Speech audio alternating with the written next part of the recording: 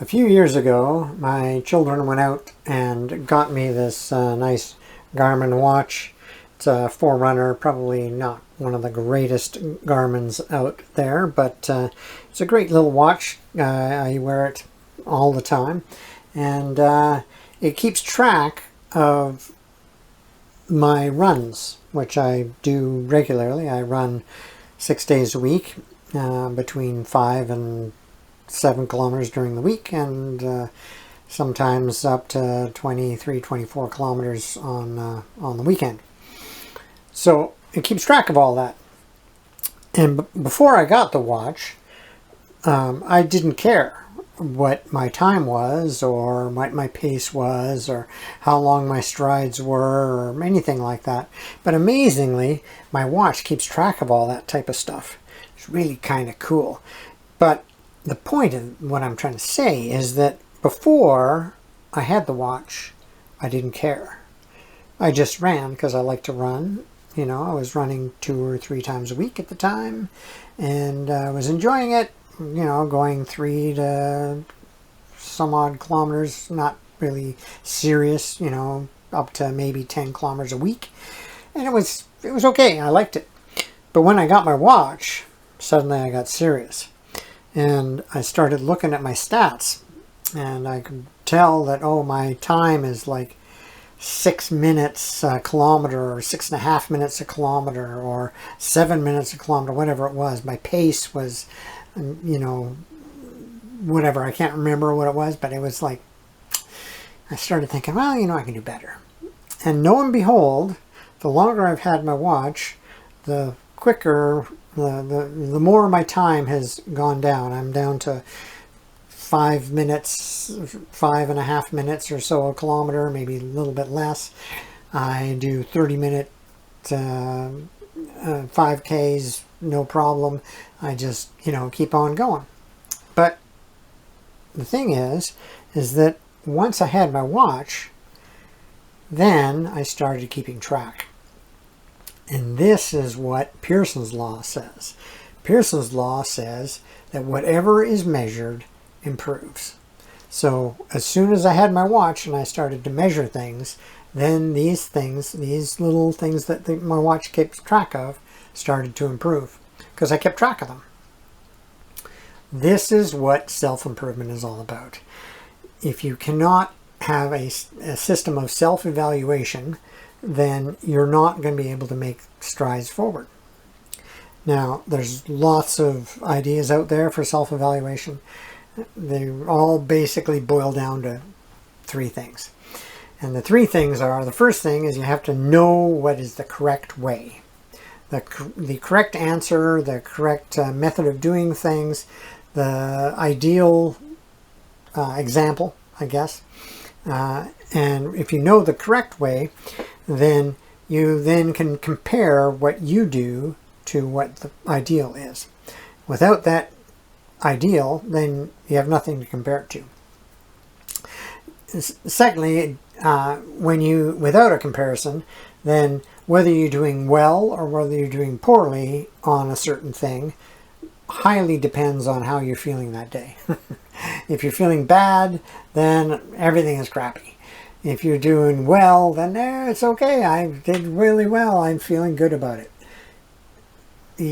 There's nothing to actually compare it to give you an example of, right? This is what it should be. This is what it is. Therefore, I need to improve this.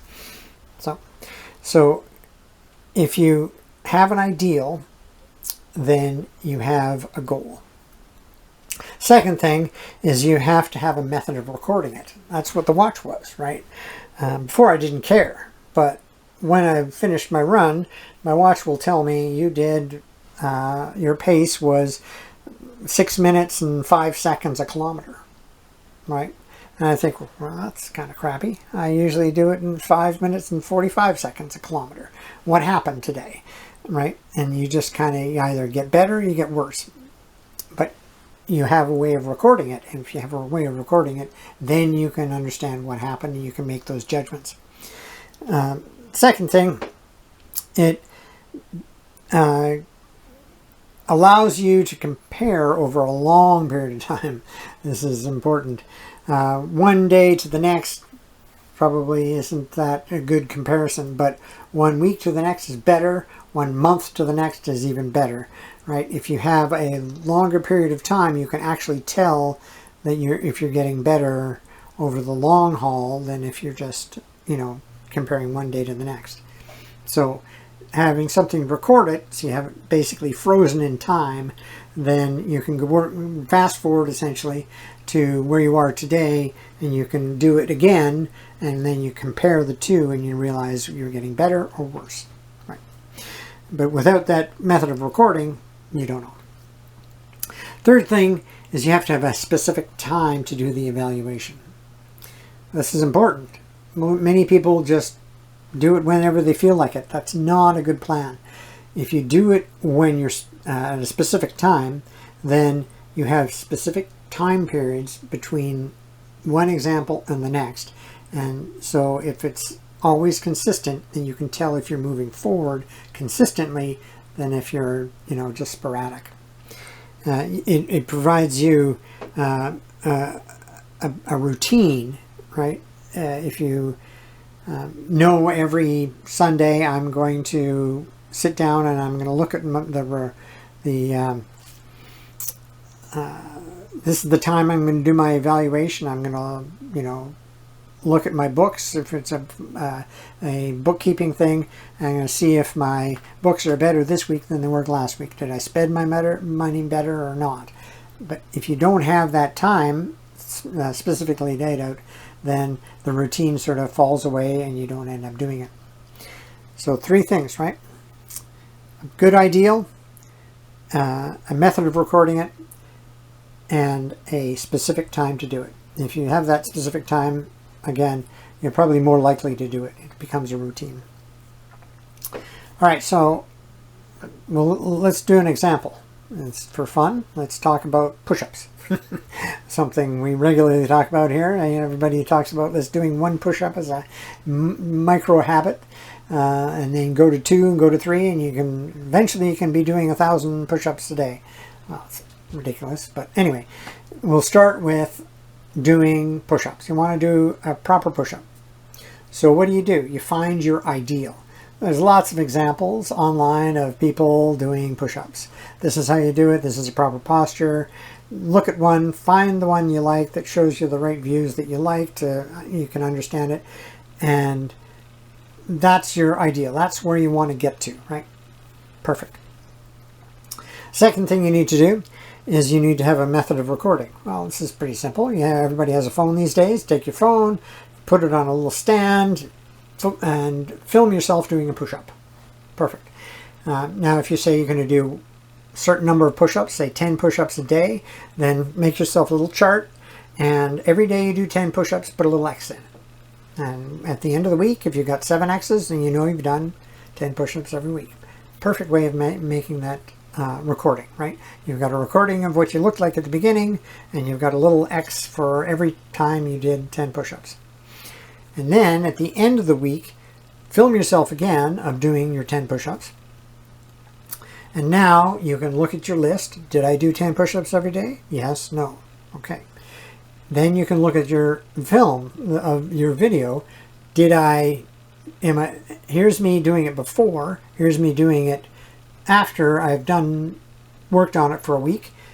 Did I get better?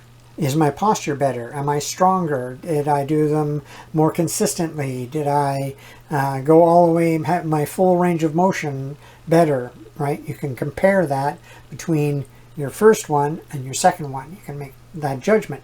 Am I getting better? Then you can take your one you did this week, the nearest one, and compare it to your ideal. And when you look at your ideal, you say, okay, is my range of motion the same as the guys on the video? Well, if it isn't, then, this week I'm going to work on my range of motion.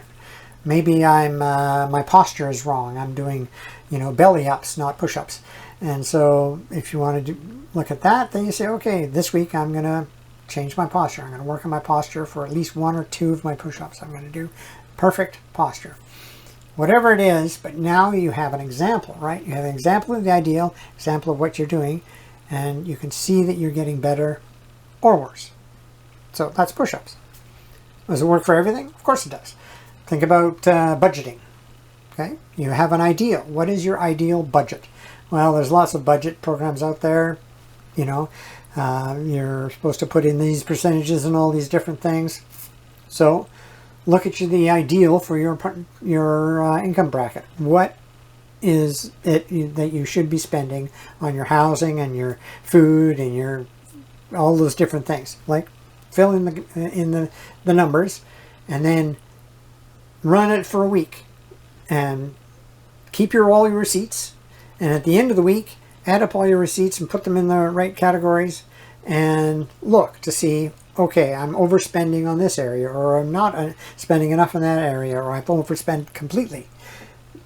That's right. You have a method, an ideal. You have a method of recording the receipts you keep, and then you have a end of the week evaluation where you look at your budget and you go, okay, what did I spend?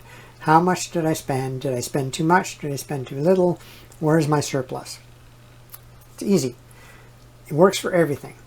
3 areas, right?